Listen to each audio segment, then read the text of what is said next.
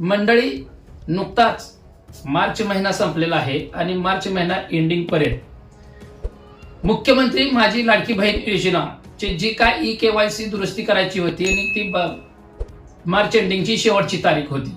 बऱ्याच महाराष्ट्रातील महिलांना एक धास्ती बसली होती, कारण का ई-केवायसी करायला गेल्यानंतर अनेक कागदाची त्रुटी होती किंवा जे इंटरनेट होतं सुविधा ती हँग होत होतं, ती बंद पडलं होतं, म्हणून बऱ्याच जणांची वेळेपूर्वी ई-केवायसी झाली नव्हती. परंतु राज्य सरकारने एक निर्णय घेतला आणि तो लाडकी बहीण योजनेसाठी खऱ्या अर्थाने चांगला विषय म्हणावा लागेल.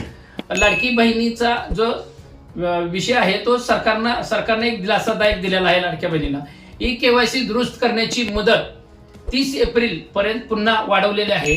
ज्यांच्या कुणाच्या ई-केवायसी राहिलेल्या असतील अशा महाराष्ट्रातील तमाम लाडक्या बहिणींनी ई-केवायसी करून घेऊन वेळेच्या आधीच ई-केवायसी करून घ्यावी, कारण का सारखीच तुम्हाला मुदत वाढ दिलेली आहे बहिणींना महाराष्ट्रातली. तर ही शेवटची तारीख असेल असं एकंदरीत राज्य सरकारच्या वतीने कळवण्यात आलेलं आहे.